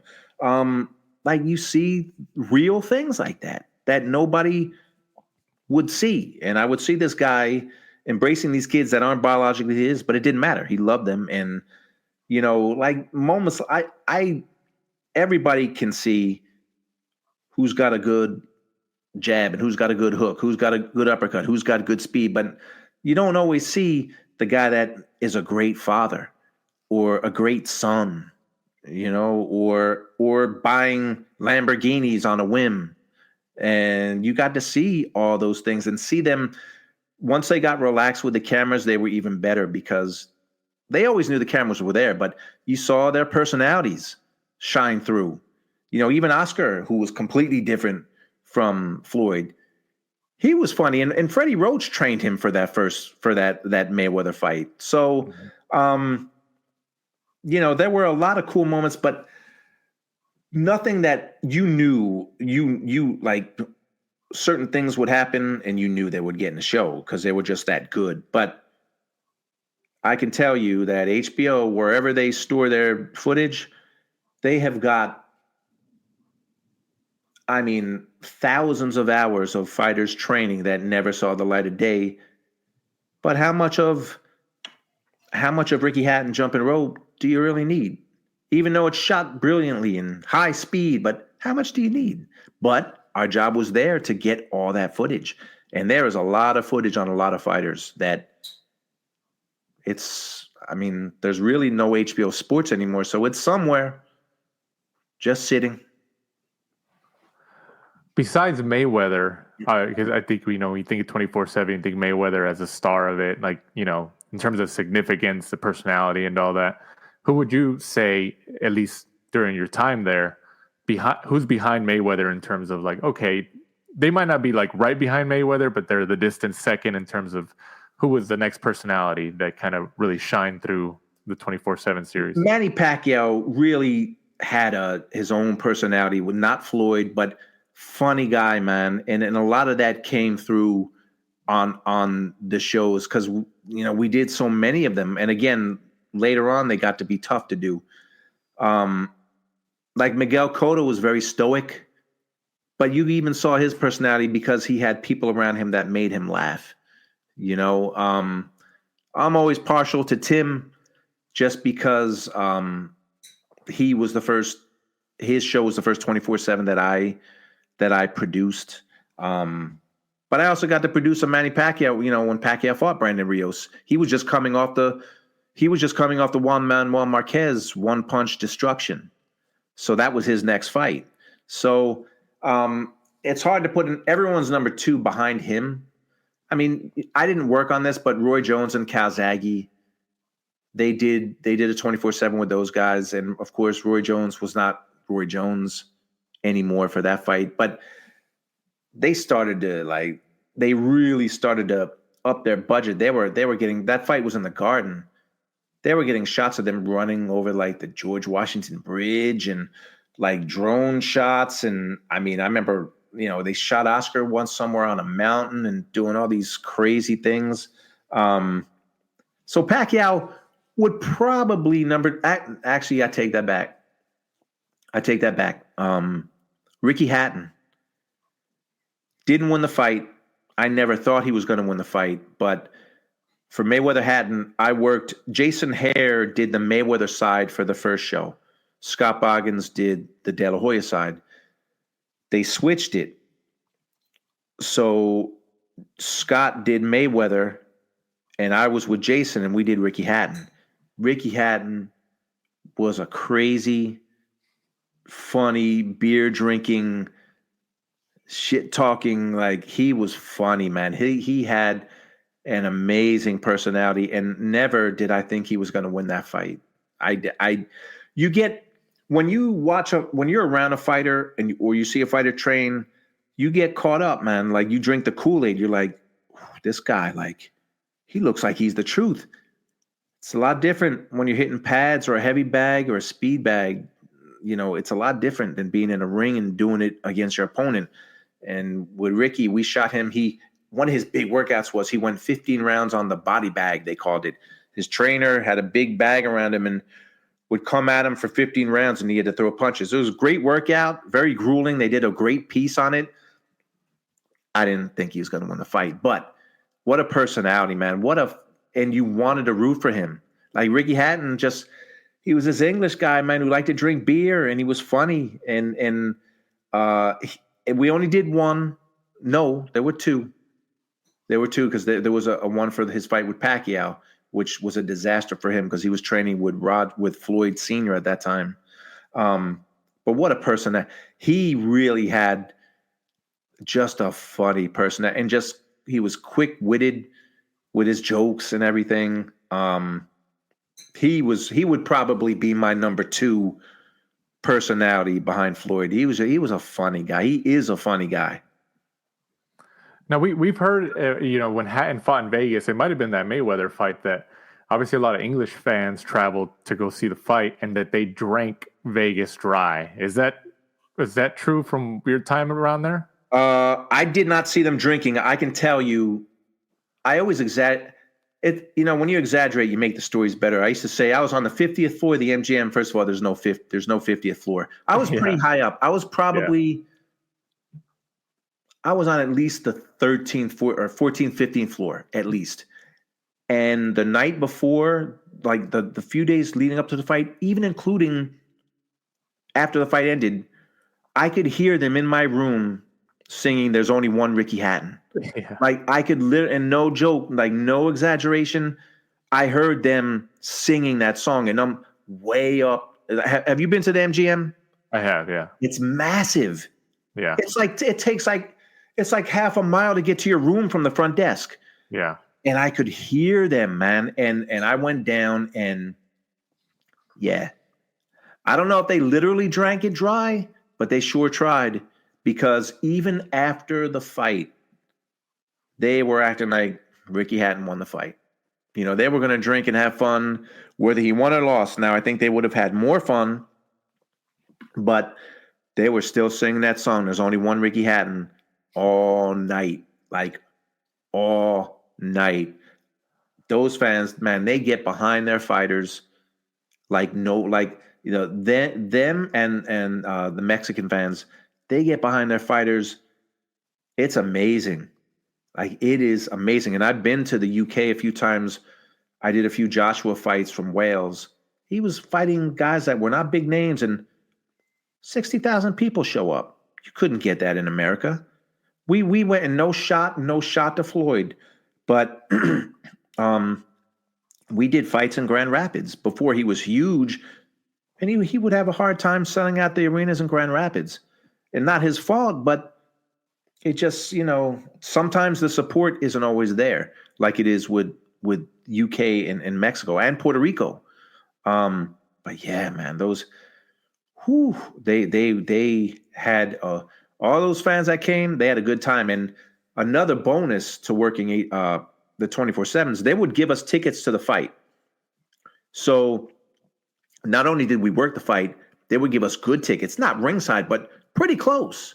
And of course, you've probably been to big fights. They're big cards, man. 10 fights. The card starts at like 7, but the main event's not going to be till 11. I would get there at 7, and I would sit through all of it. And that Mayweather Hatton fight, I'm sitting there, and I just thought Floyd was going to win. I just thought he was the better fighter.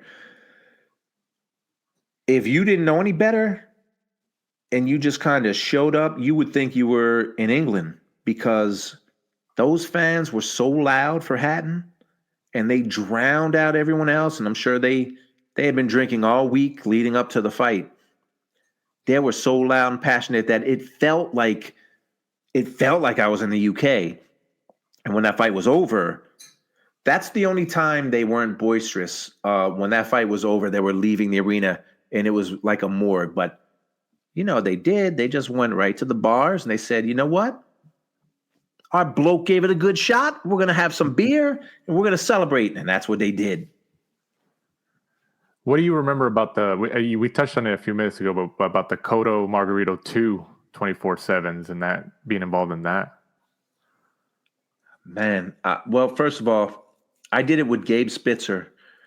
Gabe Spitzer's now a big shot over at Netflix. He had a big hand in making the Mike Tyson Jake Paul, I can't call it a fight, but the event. He had a big hand in that.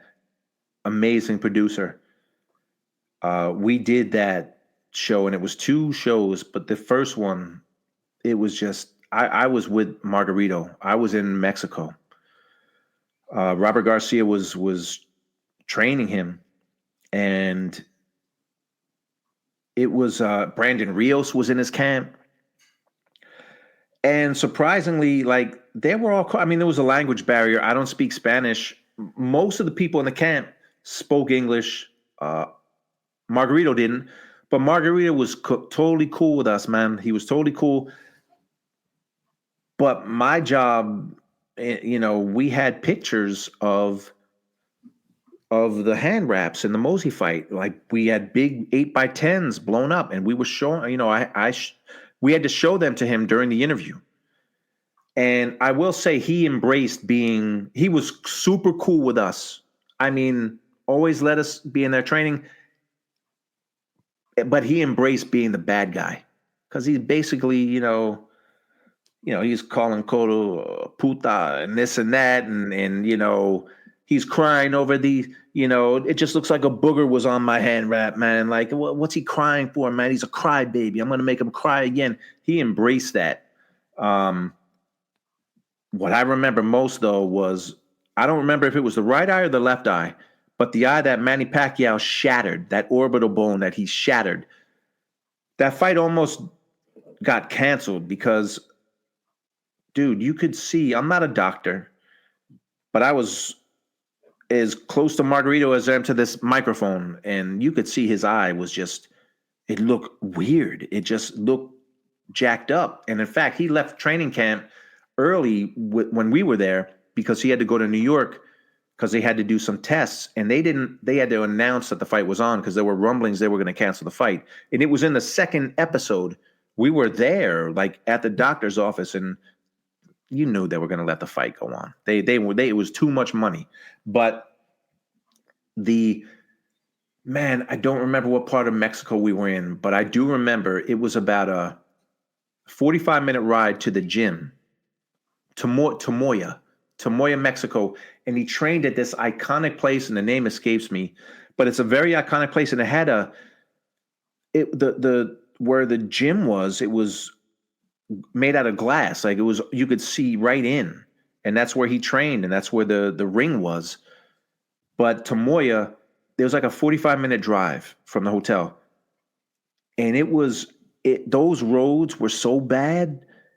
It was like a battlefield. It was like the driver would have to veer left, veer right, veer left, veer right to miss the biggest potholes. And we had to do that every single day. And in Mexico, man, they're running game down there. The cops would shake us down for money. If we wanted to shoot places, you would have to pay money to shoot. It was just a different place. But Margarito was cool. And I love Robert Garcia. Like I've shot a lot of things with Garcia, and Garcia was training him. And Brandon Rios, let me tell you, Brandon Rios is a clown, man. He is a funny dude, and Margarito liked to have him around because Margarito was a very subdued guy. He just went in, he did his job, and he would leave. But he liked, and he said it because I asked him. He liked having Brandon around because Brandon made him laugh, and that's why he was there. J. Leon Love, who now trains Jake Paul. J. Leon Love was one of his sparring partners. He was there too. So I got to spend time with all these guys, and in Tomoya, in that beautiful, the Atomi, maybe it was called the Atomi, I don't remember, but beautiful place. But that first episode, I think it's still on YouTube. The story, and especially Cotto, was so emotional, talking about Margarito and what he thought of him. He thought, Cotto said, my dog is more of a living being than Margarito. And Margarito embraced that role, and he fired right back. And it gives me chills when I watch it now. It was so well done, but it was only well done because the story was so compelling. I mean, the history that they had and what Margarito did after with the gloves, it was an amazing show. And I've won a couple of sports Emmys at HBO. That one should have won another. And I don't know. I mean, who cares if I say now?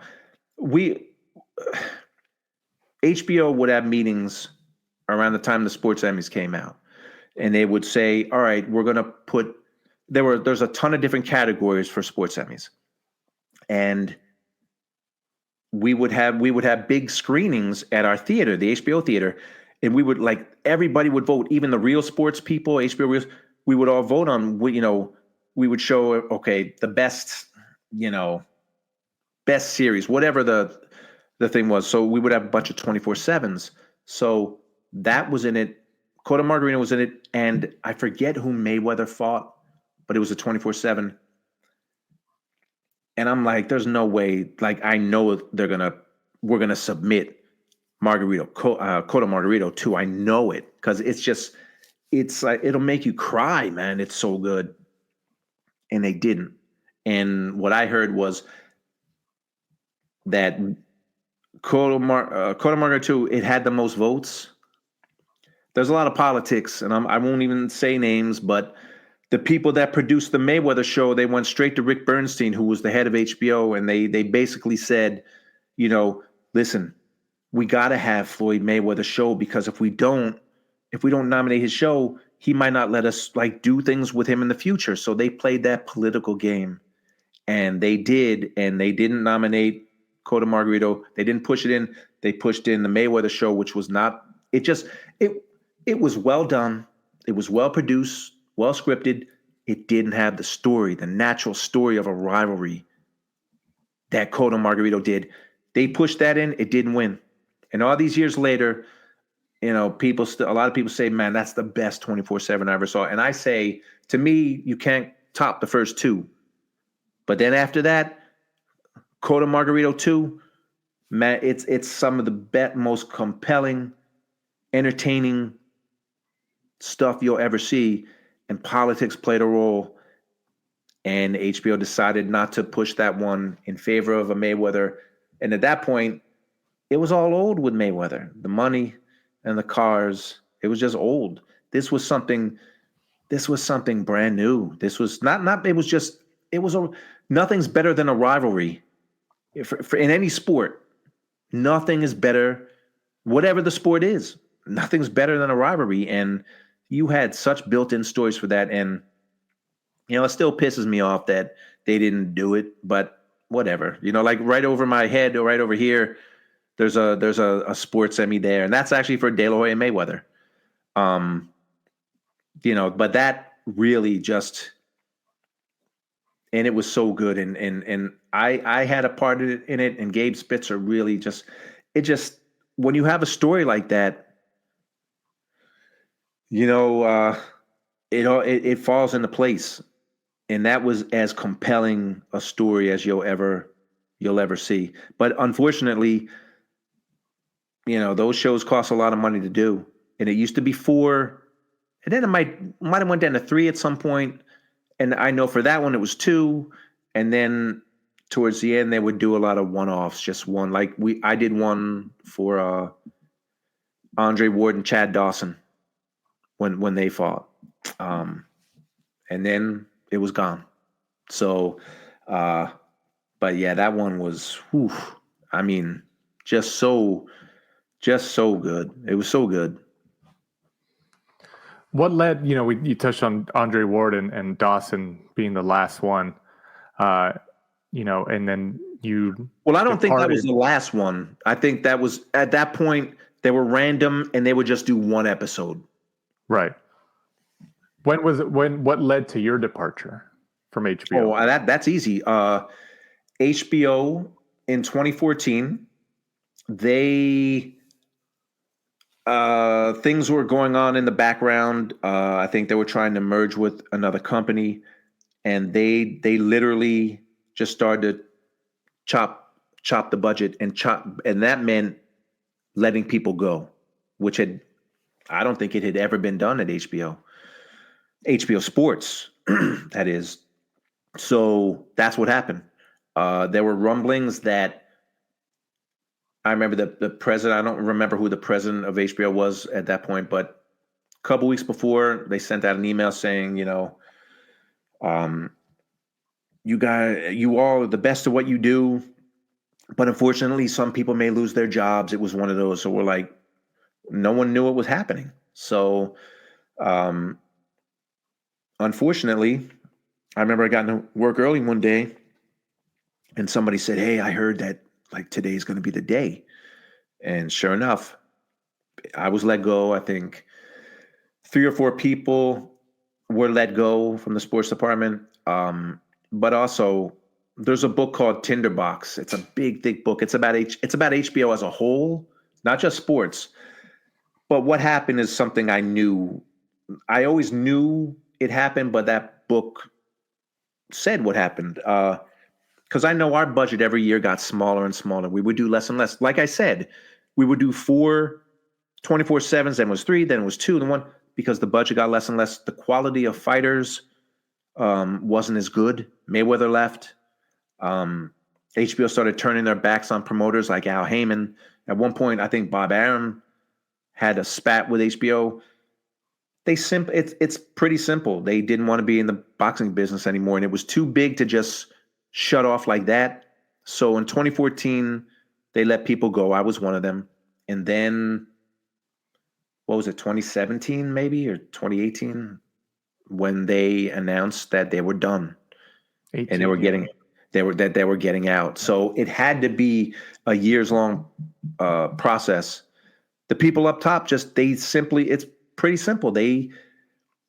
Back in the day when I was first started, Ross Greenberg, who's going into the International Boxing Hall of Fame, he was the man running the show.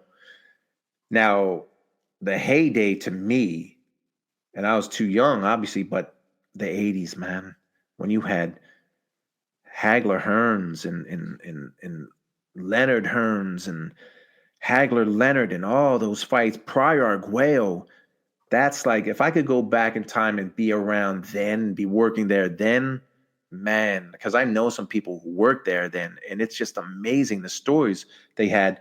But back then, the higher ups, the corporate structure, the people up top, they supported it because HBO was doing, people subscribed to HBO because of Marvin Hagler. And then when Tyson came on the scene, people literally were subscribing because of Mike Tyson. They were subscribing to HBO because of Mike Tyson.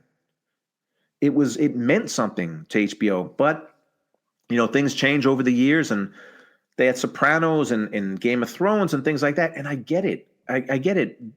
People changed at the top. They didn't see what business sense it made to why are we spending money on boxing when we could use that money to spend it on original programming, So the support was lost. And I think they knew at some point years before, they said, look, we're getting out, but we got to make this gradual. We got a lot of people, there's still, we've got contracts with promoters and this. So it was a years-long process. So it wasn't a shock, because I'm telling you, at the end, when I was not there, and not because I wasn't there, but the quality of the fights was terrible. It was just terrible. HBO used to have almost all the big fighters, all the big fights were, and at the end, Showtime was kicking HBO's ass because HBO wasn't spending the money. They didn't care. They literally, Al Heyman used to, pay his fighters a lot of money, still does. And if you're a fighter, that's all good. And HBO, at some point, they just turned their back. They said, look, we want better fights, or they just made excuses, I think. They just didn't want to be in it. And then they weren't. And then HBO was gone. And I think it's just, it's sad, because it was a special place to work. And if you're a boxing fan, that's where you went to watch the best fights and the best, like I said before, the best of everything, the best presentation, the best graphics, the best announcers. Jim Lampley, Roy Jones, Max Kellerman, all those guys, it was iconic, man. It was iconic. And they just said, we don't want it anymore. We don't care. They didn't care. So, and Jim Lampley, I just shot something with him a couple months ago. Jim is good. Jim has had a, like Floyd would say, hell of a career, hell of a broadcaster, Yeah. hell of a, he did it all. He's in the Hall of Fame as well. So he doesn't try to dwell too much on the past, but we did talk about those times, and everybody realizes that they were special. And I don't know, they say all things come to an end, I guess, but it didn't have to. But this is about money.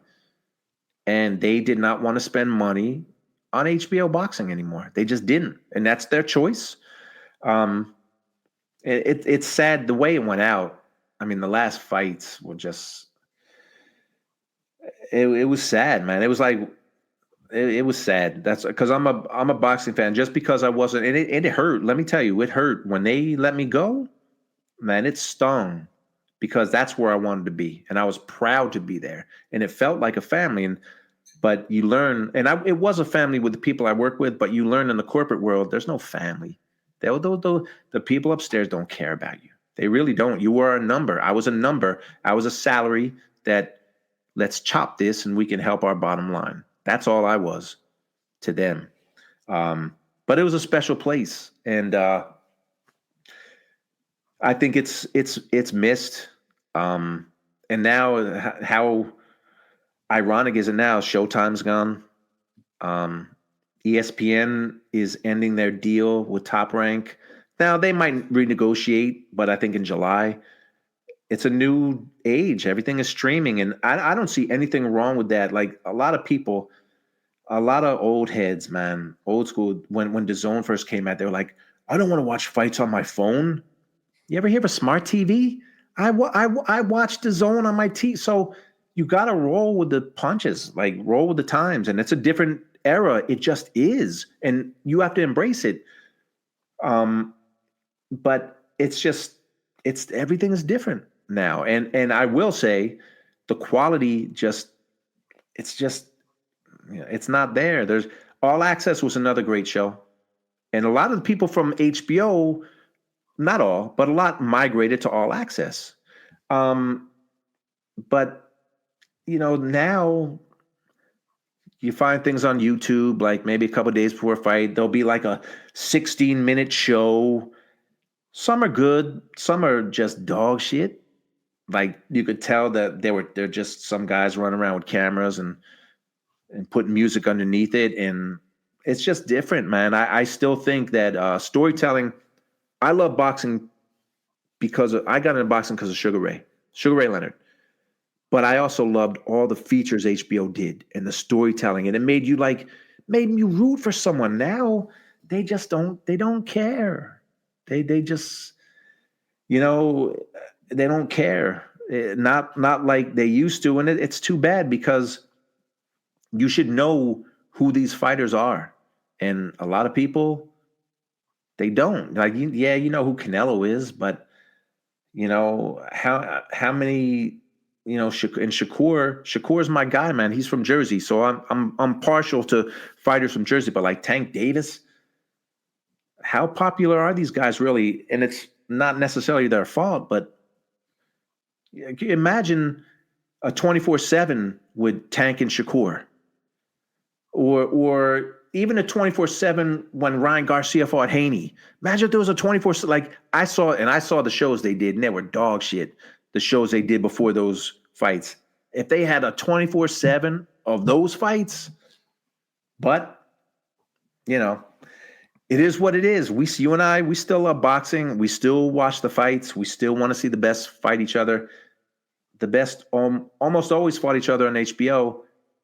Now I will say, Turki Al-Sheikh is making fights. He's making fights that people want to see. It's a different day. Now all that money now is in Saudi Arabia. When I was at HBO, like when I was in Tennessee for the Lennox Lewis Mike Tyson fight, and I was literally ringside. I was next to the timekeeper for that. If you would ever said, man, in like 20-something years, Saudi Arabia, HBO is going to be gone, Showtime's going to be gone, and Saudi Arabia is going to be like the hub of boxing, I'd have been like, what? It is. That time is here. Right. No, yeah, it is. And it's still unfolding before our eyes, with all these reports about a league and everything. We're still just witnessing everything. Well, Tim Bradley is my boy. He's got a YouTube channel. He was popping off today about Saudi Arabia and like, kind of like not anti, but he wants to shake people up. He's wondering what their end game is. And right now, one of the bottom lines is they're making fights that no one else has been able to make. They made Artur Beterbiev and Dmitry Bivol, couldn't make that fight for years. They're making heavyweight unification fights. They're making fights that people want to see. And boxing for the boxing fan, that's all they want. But Tim was getting deeper. He was saying, what about pensions for fighters? What about all this? Well, nobody's asking, like, does the WBC, WBA, do they have legit pensions for fighters? Not that I know of.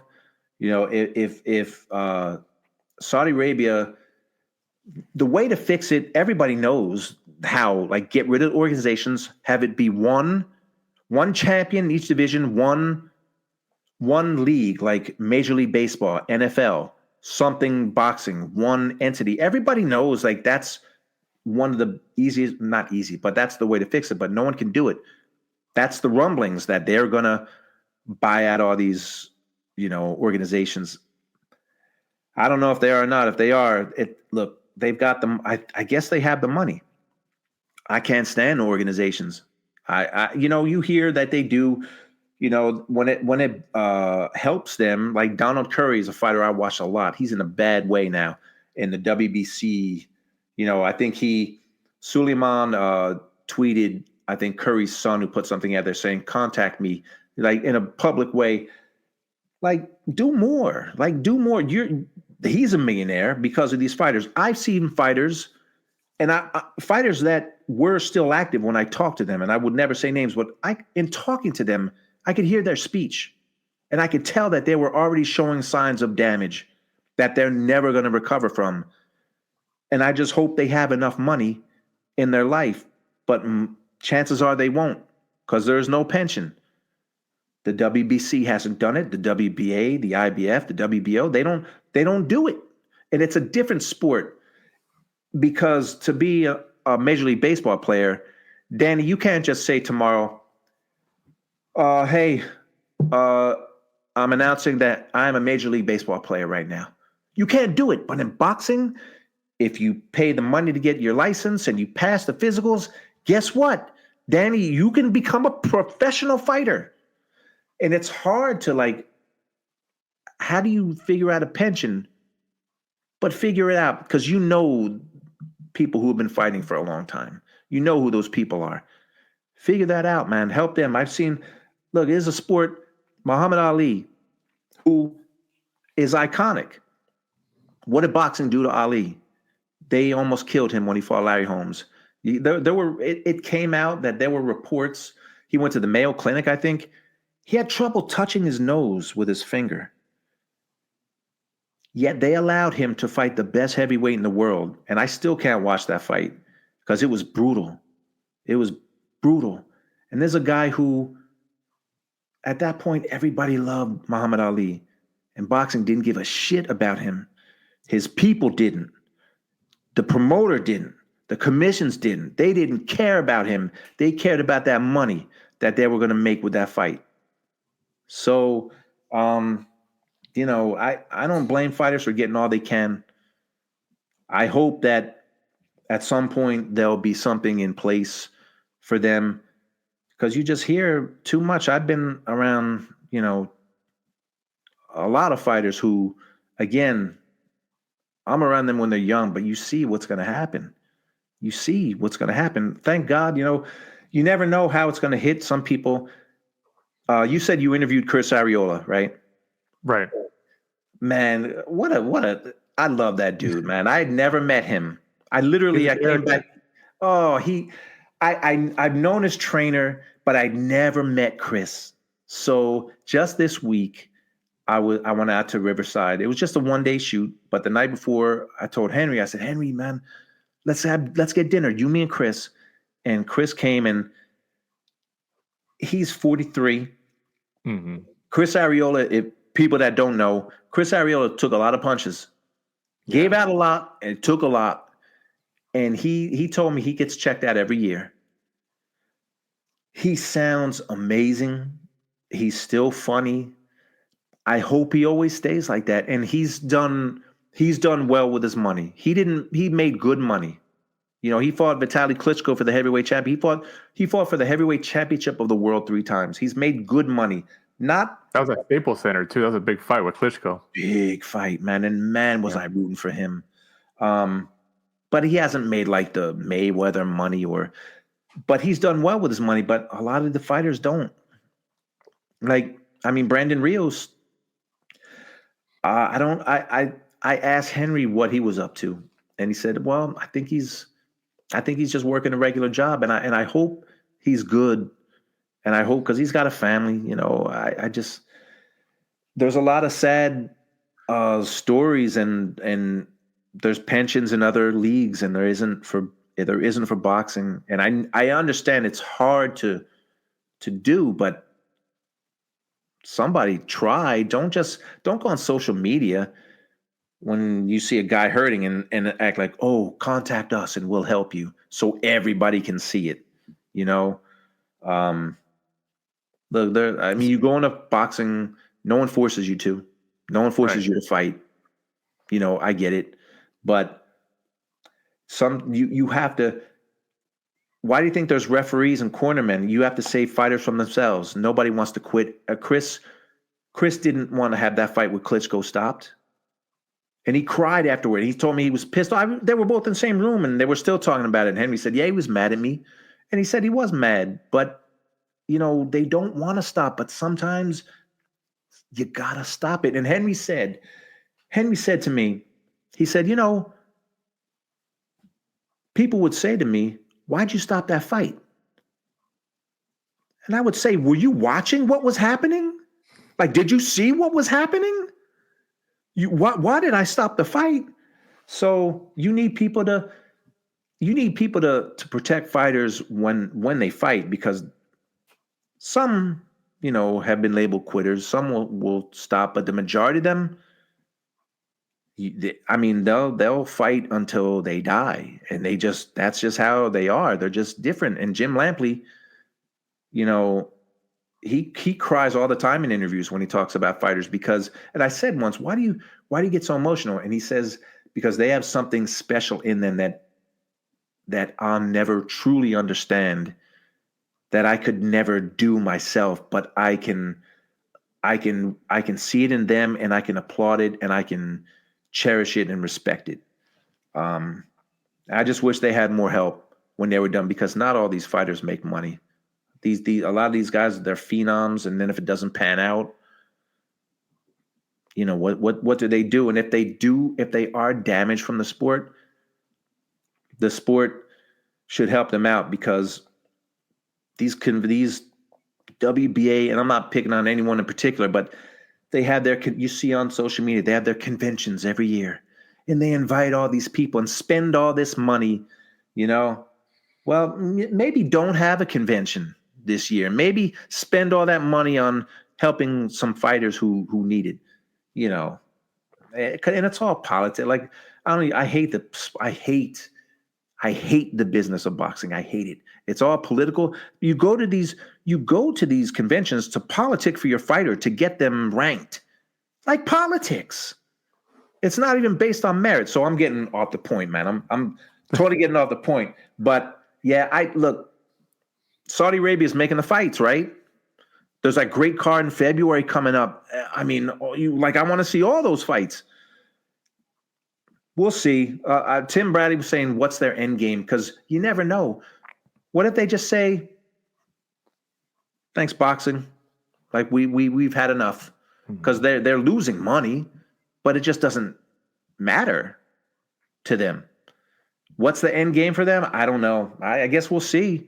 But as a fan, they're making the fights we want to see. And they seem to be paying the fighters well. So, like you said, it's all unfolding. Yeah. I do want to mention the state of California, the California State Athletic Commission does have a pension program for fighters. I'm not sure how strong it is, but the only reason we know that is because we've had Andy Foster, the executive officer of the California State Athletic Commission, on the show multiple times in the past. And we've also had a reporter from the LA Times who did a story on the effectiveness of the pension plan in California about 2 years ago, that some fighters weren't getting paid out. So California does have some type of pension plan. I'm not sure how strong it is, but there's something there. It's not from a sanctioning body, but I think I heard that, and I applaud them for doing that. Learn from California then. Why can't these big organizations do that? And again, I know it's hard. I can only imagine, because like I said, you and I could turn pro if we want. and have 5 fights and go 2-3. Does that mean we get a pension? Like, how do you determine who the fighters are and how much they get?